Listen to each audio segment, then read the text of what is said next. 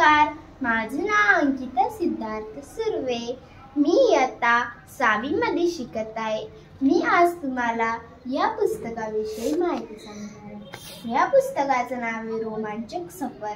या पुस्तकाची किंमत आहे मात्र फक्त 100 रुपये। या पुस्तकाचे लेखक आहे सौ संतोष बाणपुरे। या पुस्तकात खूप छान गोष्ट दिलेली आहे। मला ती गोष्ट खूप आवडलेली आहे। या पुस्तकात एकूण 7 गोष्टी दिलेल्या आहेत। मला त्याच्यातली एक गोष्ट आवडलेली, त्या गोष्टीचं नाव आहे मनीष आणि राक्षस। आणि हे पुस्तक आमच्या शाळेतल्या ग्रंथालयातून घेतलेलं आहे।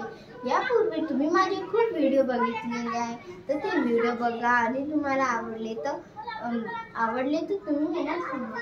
चला तर मी तुम्हाला या गोष्टीसाठी सुरुवात करत आहे। एक मनीष नावाचा मुलगा होता। ते एका समुद्रकाठी राहत होता। त्याला कोणीच नव्हतं। आई नव्हते, वडील नव्हते ना त्याची बहीण भाऊ होते। ते एकटाच राहत होता आणि मनीषला खूप दुःख होता, कारण की ते अनाथ होता। एके दिवशी मनीष एक बोट घेऊन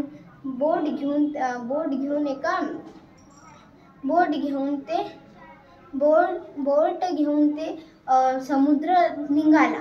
समुद्र खूप मोठा होता, पण मनीष रोज जाऊन येत होता, त्याच्यामुळे मनीषला समुद्राचं समज माहीत होतं। आणि मग नंतर मनीष तिथून गेला। मग नंतर मनीष समुद्रात बोट काढली आणि तिथून निघाला आणि ते मच्छी पकडायसाठी तिथं इकडं तिकडं पाणी पाहत होता। अरे आता इथं त्याला कुठेच मच्छी मिळाली नाही। त्याच्या जाळीत इकडे मच्छी फसला, पण ते एका वाळवंटात जाऊन नक्की फसला। त्याची बोट तुटून एका टाकवर पोहोचली आणि ते पण एका टाकवर आला। ते म्हणाला, अरे आपण कुठे आलो? त्याला त्याचं शहर त्या टाकून दिसत होता।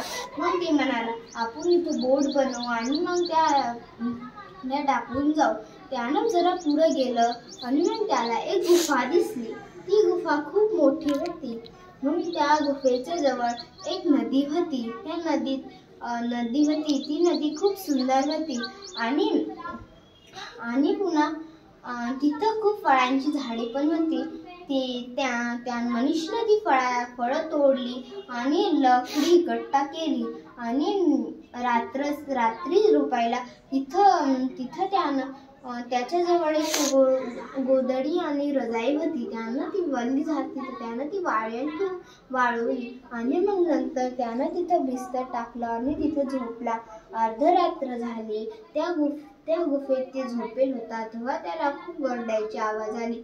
ते उठला आणि इकडे तिकडे बघत होता। त्याला एक खूप मोठं राक्षस भेटलेलं आणि मग ते त्या राक्षसाला बघून खूप घाबरला आणि त्या गुफेत जाऊन लपला। आणि